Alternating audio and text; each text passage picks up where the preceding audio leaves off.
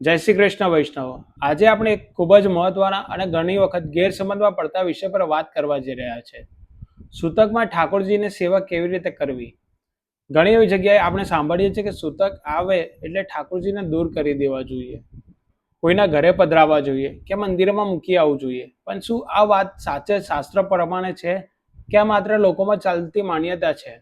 ચાલો આજે આ વિષયને સંપૂર્ણ રીતે શાસ્ત્રના આધાર સાથે સમજીએ। સૌ પ્રથમ સમજવું ખૂબ જ જરૂરી છે કે સૂતક એટલે શું। ધર્મશાસ્ત્રમાં જેમ કે મનુસ્મૃતિમાં સમજાવ્યું છે કે જન્મ કે મૃત્યુ પછી પરિવારના સભ્યોને અશુદ્ધ લાગે છે। આ અશુદ્ધ શરીર અને સંસાર માટે છે, એટલે કે આપણી દૈનિક કર્મો, સ્પર્શ અને ધાર્મિક ક્રિયાઓમાં એક સમય માટે નિયંત્રણ રાખવું પડે છે।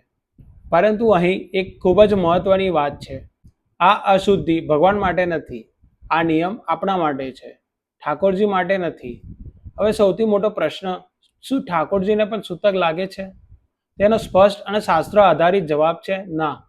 શ્રીમદ ભગવત પુરાણમાં ભગવાનને સદાશુદ્ધ, નિર્મળ અને પરમાત્મા કહેવામાં આવ્યા છે।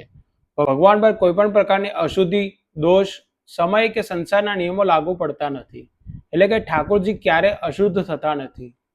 આ વાત સંપૂર્ણપણે નિશ્ચિત છે। હવે પ્રશ્ન આવે, જો ઠાકોરજી અશુદ્ધ નથી થતા તો પછી સેવા કેમ રોકાઈ જાય છે? અહીં સમજવાની સૌથી મહત્વની વાત છે, ભગવાન હંમેશા શુદ્ધ છે, પરંતુ આપણે સેવા કરનાર સૂતકમાં અશુદ્ધ બની જઈએ છીએ।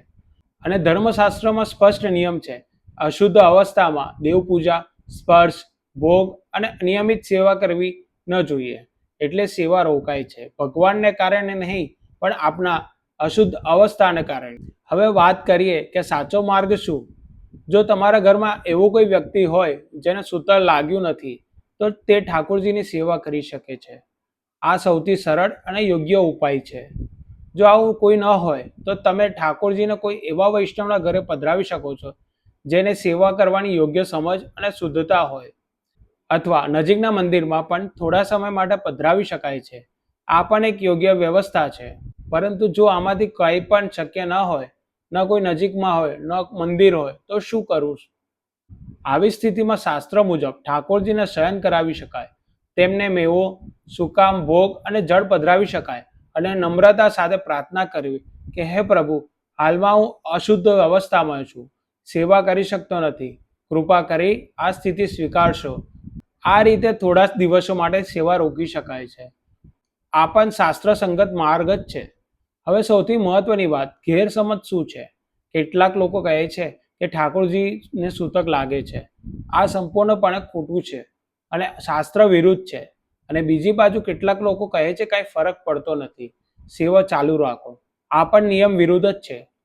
સાચો માર્ગ હંમેશા મધ્યમાં હોય છે। ઠાકોરજી હંમેશા શુદ્ધ છે, પરંતુ આપણે અશુદ્ધ અવસ્થામાં હોઈએ છીએ, એટલે સેવા ના કરી શકાય અને યોગ્ય વ્યવસ્થા કરીએ છીએ।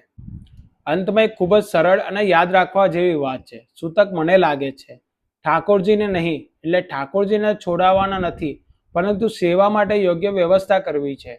આ જ શાસ્ત્રનો સાચો માર્ગ છે અને આ જ સાચી ભક્તિ છે। જો તમને આ વિડીયો ગમ્યો હોય તો વિડીયોને લાઈક કરજો, ચેનલને સબસ્ક્રાઇબ ના કરે તો સબસ્ક્રાઇબ કરી દેજો। જય શ્રી કૃષ્ણ।